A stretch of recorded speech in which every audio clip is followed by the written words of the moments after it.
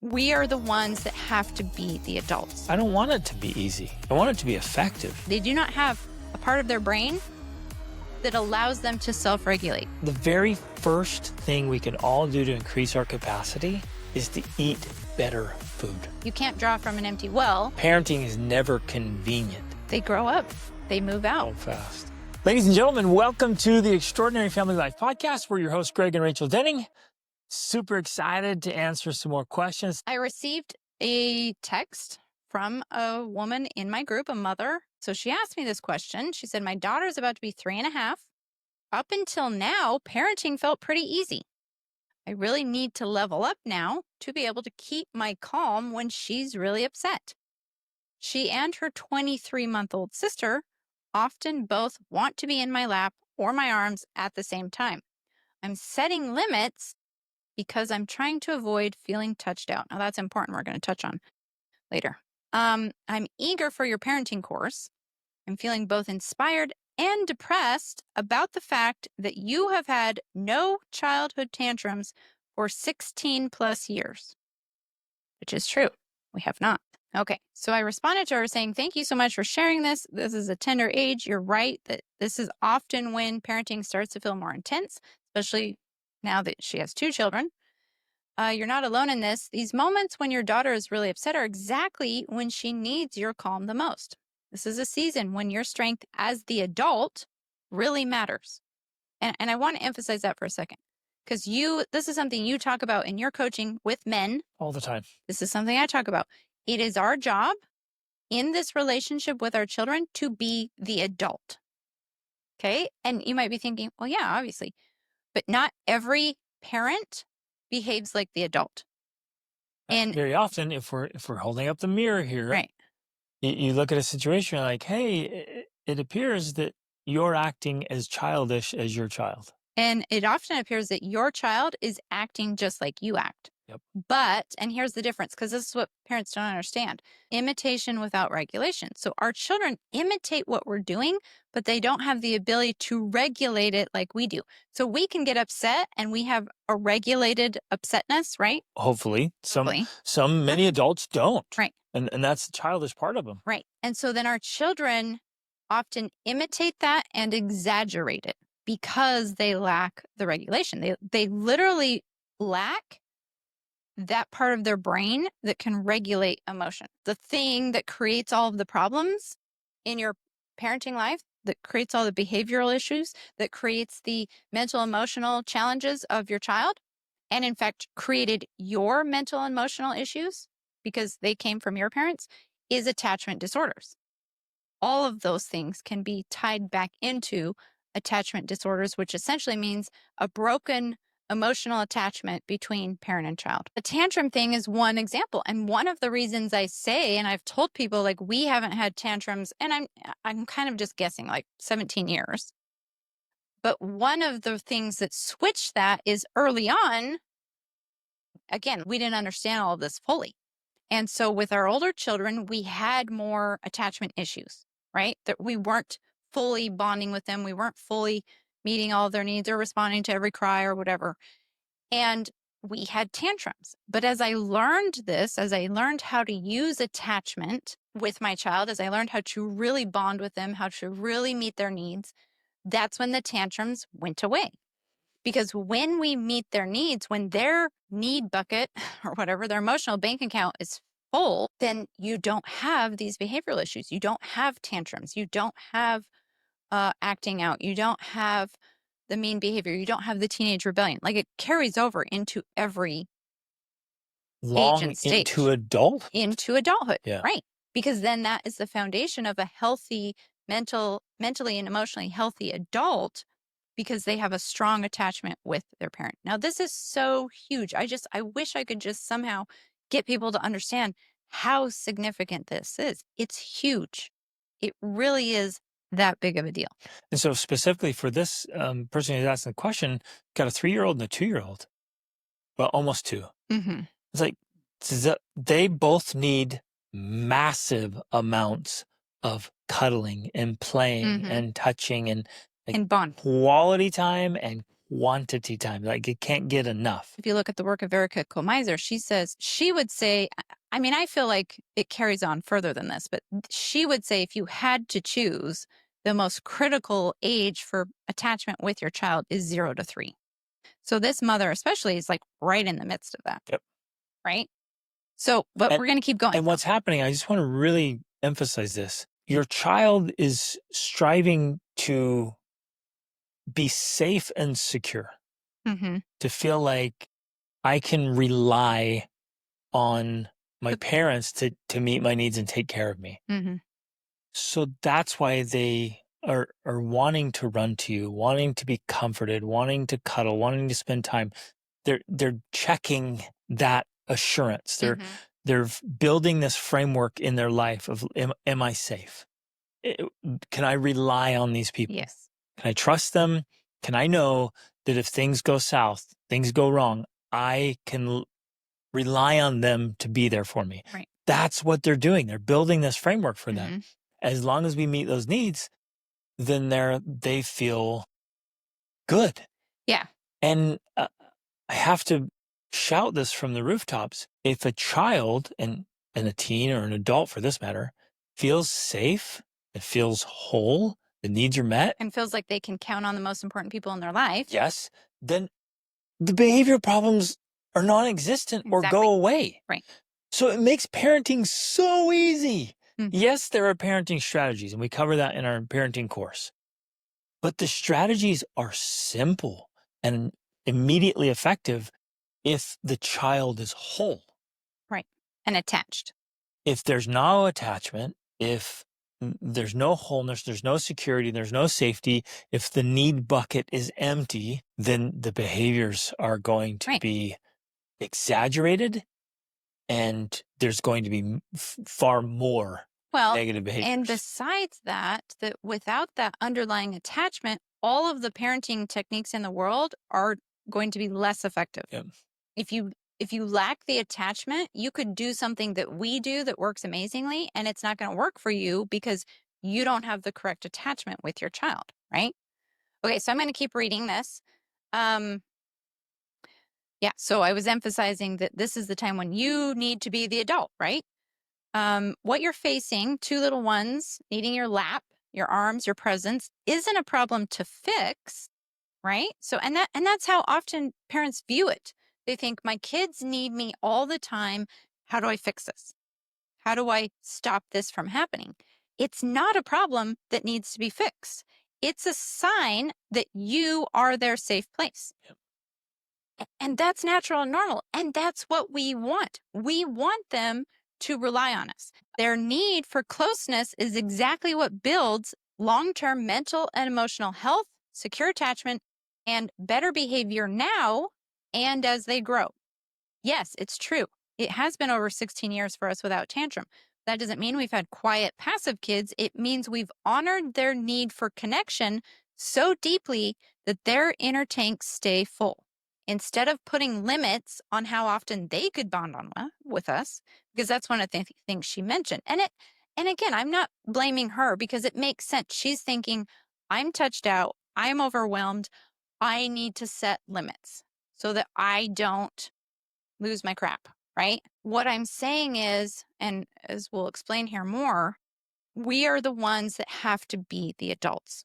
We cannot set the limits on our children of how much they can bond with us because we can't handle it. We have to be able to handle it. They're so we the have babies. to, they're the babies. Yeah. We have to grow in our capability so we can meet their needs so that we can build those strong attachments so we don't set ourselves up for more problems in the future. That was one thing I wanted to emphasize is our first thought is, I need to set boundaries and limitations so that it doesn't push past my limitations. Yeah, exactly. That's the first thought. I want to invite all of you to consider a second thought. It's like instead of protecting my current limitations, why don't I expand them? Why don't I increase my capacity? Yeah. Like let that sink in, let that hit home. And so instead of protecting my limitations as a person, why don't I increase my capacity? And I really love that because she responds with that. And it's really beautiful. Let me get to that. So, okay. Instead of putting limits on how often they bond with us, we focus on increasing our capacity to meet their needs physically, emotionally, and mentally. That is the real key. Of course, feeling touched out is real, but instead of limiting them, like this is like what you're saying, to protect ourselves, we have learned how to recover quickly and build resilience so we could keep showing up as the adult they need us to be. For context, Rachel's reading her I'm reading my words response to her. Yeah. And that's what the parenting course is all about, building strength and resilience and tools to meet your kids' needs without losing yourself in the process. But then she responded with this, which was so amazing. Thank you so much for this informative response and your encouragement. The idea of recovering quickly and increasing capacity makes so much sense to me. And it rings true with my gut feeling. Yep. I want to be able to meet their intense needs, and I'm having a hard time recovering quickly. That's really the issue, the not being able to recover. There are things that matter so much. Their attachment to both of us is the absolute most important thing in their life right now. Right. The most important thing. Because it's so transitory. Like it's going to pass and it's going to be gone. And it's going to affect, you miss your chance. The quality of that is going to affect the rest of their lives. Exactly. So there's nothing more important. So we can't cut that out. Mm-hmm. So what are we left to do? Well, become more capable and be more strategic about recovery. I know it's worth our while, all of us, to kind of set up a different mindset and literally tell yourself that, like, I don't want it to be easy. I want it to be effective. I want it to be awesome. I mean, I don't want it to be easy. I want it to be as easy as possible. Meaning I don't want to make it harder for myself than it should be. And that's why this is one of the things we're talking about. Because if we use attachment, it actually does make it easier because it reduces the tantrums, it reduces the poor behavior, it makes your children more secure, less clingy. We're going to talk about that in a second. So it actually makes things easier, even though it's still not easy. That's strategy. That's optimization. You're making it easier, but it's not easy. It's not convenient. But parenting is never convenient. Parenting is rarely comfortable, but it's amazing. From my perspective, it is the best way to do life. Yeah. But I'm not sitting there thinking that I just get to do whatever I want, whenever I want. That's, I wouldn't even want that if I were a single person like that. But that's what gets in our heads. Like, well, you know, a good life is that I get to do whatever I want, whenever I want. It's like, no, that's a ridiculous life. That's an underdeveloped, narcissistic life. Yeah. We want to be leaning into the best life. And the best life is going to be challenging. Right. Which is exactly what we want. Hey there, this is Greg Denny. We want to reach as many people as possible and help as many families as possible with these conversations. And we want to keep this podcast ad-free forever. You can help us do that by subscribing on Spotify or Apple Podcasts or wherever you listen, your favorite platform, and on YouTube.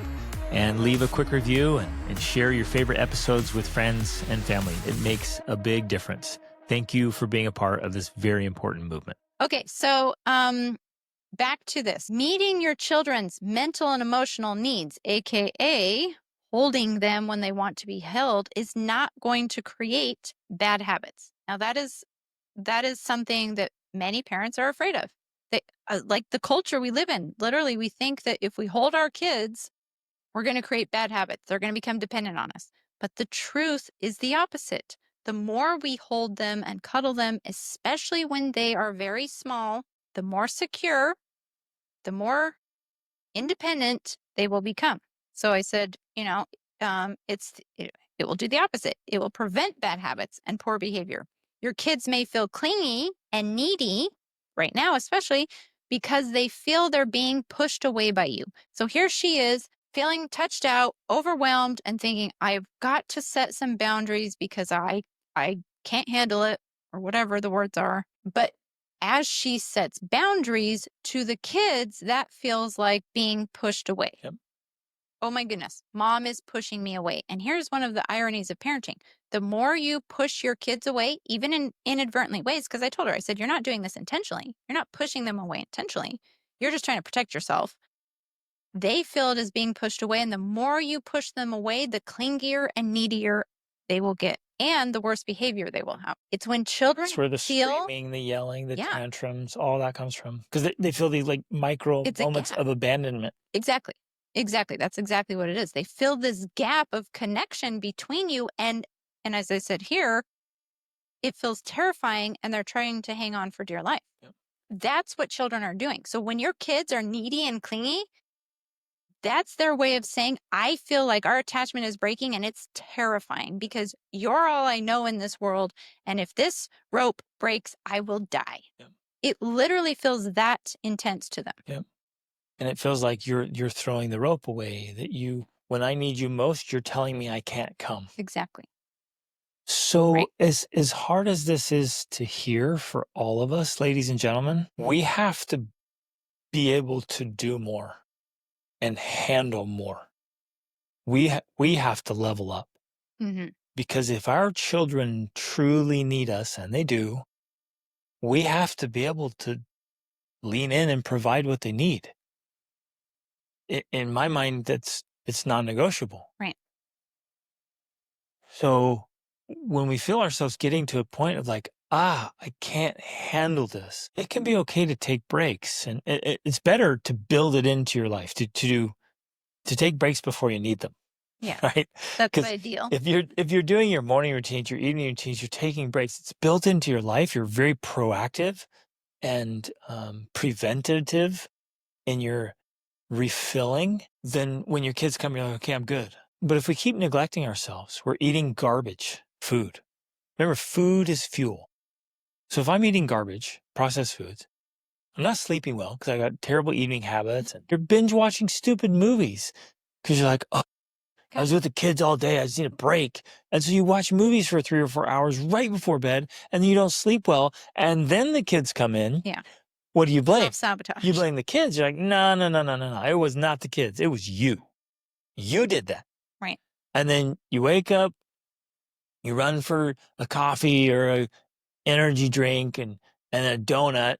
And it's like, there you go again. Well, especially because just sabotaging yourself. We've done a lot of coaching sessions and podcasts about food, and that is something that many people don't realize, that their blood sugar spikes and crashes are very much affecting their relationships. It's affecting your interactions. It's affecting your marriage, because they did research that a crazy percentage of arguments happen when one person or the other is hangry. Mm-hmm. So right there, the arguments with your spouse, the arguments with your children are happening because you're hangry or crashing from sugar spikes. So much of this impatience with your kids, or this inability to meet their needs, literally is because you're eating garbage food. Right. Or you're not eating enough. Or you're eating lots of carbs, and so blood sugar spiking, and then you're crashing, where if you eat proteins and fats, you're going to have this steadier energy that maintains. So the very first thing we can all do to increase our capacity is to eat better food. Yeah. And then we eat less of it, ironically, because we don't need so much. We don't feel because we're more nourished. Right. We're more nourished because food is fuel. So now I feel like, I feel good. I have the capacity. My kids are needy. I got this. My kids require massive amounts of energy. They want me to play with them and get on the ground with them and take them places and do all the things. I can do it because I'm taking care of myself. If I'm unhealthy, I'm already at a disadvantage for the demands and needs of children. Exactly. So it's much, in this context, it's much more difficult for you to, quote unquote, be the adult, because you don't have full capacity at your disposal. Right? Like, you don't have full access to all the resources you could have, because you're sabotaging yourself through these habits and behaviors. Generally operating on half power. Right. So you might be feeling bad right now. You might be feeling overwhelmed. You might be sitting here listening and saying, great, just one more thing I have to do. And I'm already so swamped and overwhelmed, and I have to do all this stuff. And I want to point out, like, we're not adding more to your plate. We're actually giving you power. We're giving you wings to soar. We're helping you optimize your life so it's all easier, like we were talking about before. It makes it better. And people will tell me, like, well, I don't have time to eat well. I'm like, it actually takes less time to eat less. That's a pretty simple equation on that one. And you just make different choices. Their childhood has an expiration. Because of that, we as the adults have to prioritize their childhood. We have to prioritize investing in their growth and development. Yep. And the only way we can really do that well to get the results that we want is when we make good choices, when we prioritize our choices, when we're intentional about how we spend our time, how we spend our money, how we spend our energy, and we do it in a way that does all these things that we talked about, that it makes it easier to be the parent our children need us to be, when it makes it easier for us to be the adult they need us to be. We have to think about it strategically in that way. In the beginning, I said, if you get this strategy, this attachment strategy, it makes all the other techniques and hacks of parenting so much easier to use because you have that attachment with your child. Every other strategy we give is going to work better if you're attached with your child. Yep. I think the same is true in some ways of diet and sleep. That's why we talk about it so much, because when you dial that in, and in fact, that's one of the very first things you work on with your coaching clients, because when they dial that in, now suddenly they have 2, 5, 10 times more energy than they had. Everything else is and easier. It makes it so much easier to do everything else because they have more energy. It is the first and fundamental answer to every single problem you have. Make sure your food and sleep is dialed in, because you'll just perform better. You'll think clearer. You'll have more energy, more vitality. You will be a better person. We all know this. Like how patient can you be when you're really tired and hungry? Right. Not very. Yeah. Right. And so get yourself feeling better. And that right there immediately makes you a better parent and a better spouse. So if we tie this into a mother of young children, well, yeah, you might have, like I did, a million things you want to do. You want to clean the house and you want to sew a quilt and you want to volunteer and you want to do all of these things. But I'm saying you have to make choices that prioritize your children's childhood. And so when it comes right down to it, I am going to focus on the basics and that's it. If I can't fit anything else, that's it. So I'm going to focus on good food. I'm going to focus on getting sleep when I can. And then I'm going to focus on cuddling with my kids as much as they want and need, because those right there are the foundational pieces that will make all the difference. And so if during that time my house is a complete disaster, so be it. If I don't leave the house for weeks, okay. There's things I'm going to sacrifice that I would otherwise want so that I prioritize this critical phase. Doesn't add real value to your family, you have to say no so that you can say yes to your kids.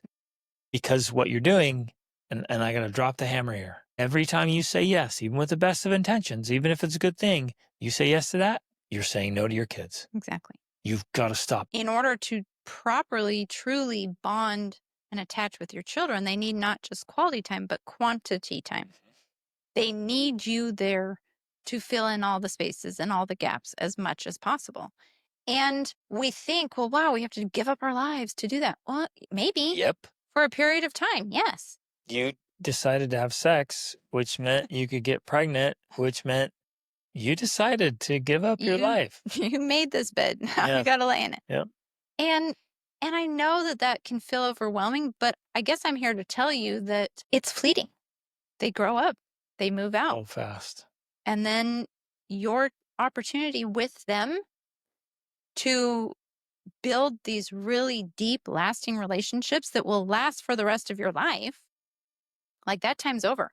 And if you missed it and if you blew it because you weren't there and you wanted to protect yourself and you wanted space for you and you, it was about you, you've literally missed out on some of the most and best relationships you could have in your life. And if you don't do it well when they're young, as soon as they become teens and young adults, they hate you. If your children will not listen to you, if they hate you, if they despise you, that is because they have a disorder, an attachment disorder, because they did not properly attach with you when they were young. And that doesn't mean now you're screwed forever and there's no chance or no hope. There is a way to rebuild those attachments. Yeah, and we need to cover that because she said here, now that my oldest is 3.5, it's getting harder for me. I hear this a lot. It gets harder and harder. It gets harder, and it's interesting. Especially if you don't have that attachment. A few moms struggle with the baby stage and they do better when the kids are older. The vast majority of moms really enjoy the baby stages and the little, and then really struggle when the kids have opinions and resist. And then especially as they become teenagers. Talk back and do whatever they want, and they seek independence and autonomy. And then the mom, and with all her best intention, just tries to control. She's like, oh, this feels out of control. Right. This child's out of control, so I'm going to control it. And that creates rebellion and resistance and trouble. We talked a lot about the food and the stuff, but there's other specific strategies that help us with building those attachments. And I want to share a couple of those. Obviously, we're going to emphasize them heavily in our parenting course, walking through all of the different strategies. But I did definitely want to share some of those before we close here. Okay, so we were talking about it's terrifying for them when they feel that they're being pushed away. They're trying to hang on for dear life. The safer and more secure they feel, the less clingy they will be. In fact, I use that as a measuring stick. If I'm wondering how my kids are doing, I'll look at their neediness or their clinginess.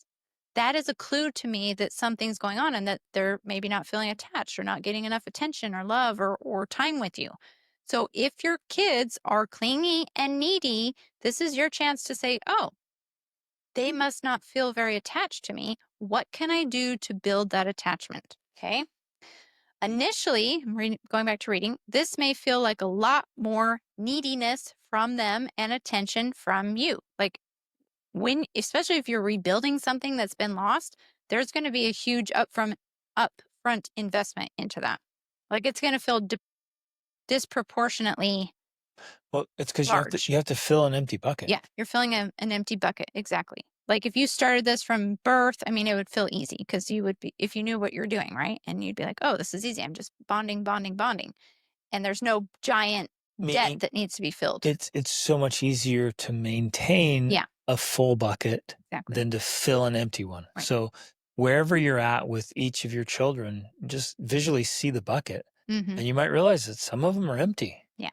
And if you've kind of been operating and you didn't know any of this and now you're learning it, you might have a family full of empty buckets. And you're going to have to fill them all. And it's a lot of work, but lean in, do it.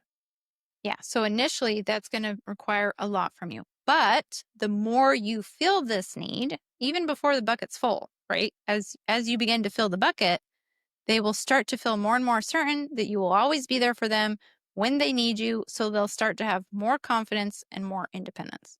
And that's how it works. I mean, our children, because once we began to learn these things and understand this, we began to be very, very, very intentional about making sure their buckets stay full.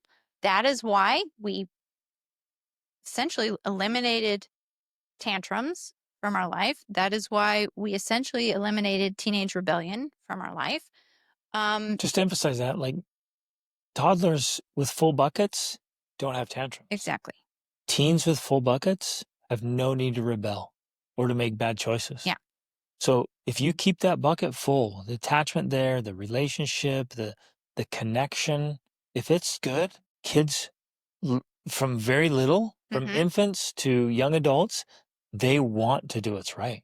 Yeah. They want to do what's best for them. Right. They literally want what you want. Exactly. So one of the things I love to do with my coaching clients is this idea of the silent film. If your life were a silent film, if you took away all the stuff you talk about and people could just watch what you do, would observers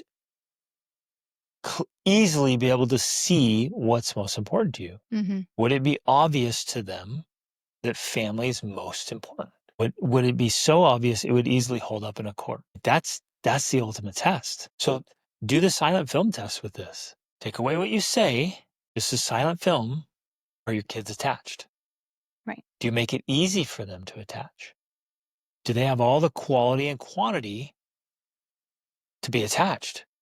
And in that silent film, time. Yeah, quality, quantity, time, and connection, all the stuff you need to do to be attached. And is it obvious in your silent film that you're taking care of yourself so that you can take care of your children? Yeah. It's all there. It's really powerful. Right. And so just as we close, I want to share a few of these little strategies because again, like we need specific things of what to do in the moment, what to do when we're feeling that overwhelm, we're feeling the stress of being touched out, we're feeling the burnout. For me, one of the most simple things, simple strategies I use all the time, I still use, and this can be used with any age, is that if I'm getting that sense of like it's building, it's growing, I'm getting anxious, I'm getting angry, I'm getting frustrated, that negative emotion is growing, that is a sign to me of like, okay, I need to just pause. I need to stop. Because very often for me, I'm getting that when I'm thinking about, well, I want to do this and I want to do that and I can't because they're doing, you know, it's like, stop all of that. Forget thinking about all the things on your to-do list. Forget trying to get it done. Forget the schedule. You just pause and you take a moment, and I will even tell the kids, let's sit on the couch, let's cuddle, and we all just stop and we all just take a second or however long it takes to be in each other's presence, to breathe, to kiss, to hug, to love, to express love. That right there is so simple for like regulating everyone's emotions. So they're freaking out and they're getting upset. If you just take that moment to be with them, to hold them, to love them, it's amazing how quickly it just calms them. I know when I was a young mom, I often felt like when my children are acting out, I am not going to reward them with my love. Not going to hug them. I'm not going to kiss them. I'm not going to tell them I love them because they don't deserve it right now. They're misbehaving. That is the wrong approach. It's the That is the exact worst thing opposite. I could do, and is the exact opposite of what I should do. Now I take that opportunity when my children are misbehaving, and the ideal is to get to prevent it, to preempt it by taking action beforehand, because you also don't want to train your children to misbehave so they get your love, right? That's not good either. If the only time you give them your love is when they're acting out, well, then that's what Guess they're what they're going going to to do. do? Look at Kids are that. smart. But if you are trying to be proactive about giving love throughout the day, but then they're misbehaving, to me, that is now a sign, because I've laid the foundation, like, oh, they're needing more love and attention. It's So a symptom of it's a needs. symptom. Yeah. Exactly. Let me take a moment here to give them my love and attention so that they can feel regulated, they can feel calm, they can feel assured that I'm here for them, that everything else I've got going on in my life, I'm here for them when they need me. I'll gladly say no and stop whatever I'm doing for you Exactly. because you're the most important people in Right. my life. If you don't have the time and space in your life to be there for your kids, it may be one of those inconvenient truths of like, maybe you need to redesign your life. 100%. Your strategy is so significant because moms especially, but dads too, they'll think, well, I can't go calm down because the kids are crazy. Like, well, no, you You can calm calm with them. down with them. Exactly. Like, I just need to go meditate. Hey guys, I'm gonna do a meditation. Come join me. Yeah, that too. Let's do some yoga together. Let's just go out and sit in the sun silently and close our eyes and watch. Just pay attention to how the sun makes you feel as you just sit still. And what you're doing is you're bringing back all the stillness and getting the recovery you need. And You're actually teaching them to do the same thing. Exactly. And so all of a sudden, all of you are like, just so chill. This is amazing. Oh, all right. Love it, you guys. This is good stuff. Love you guys. Reach upward.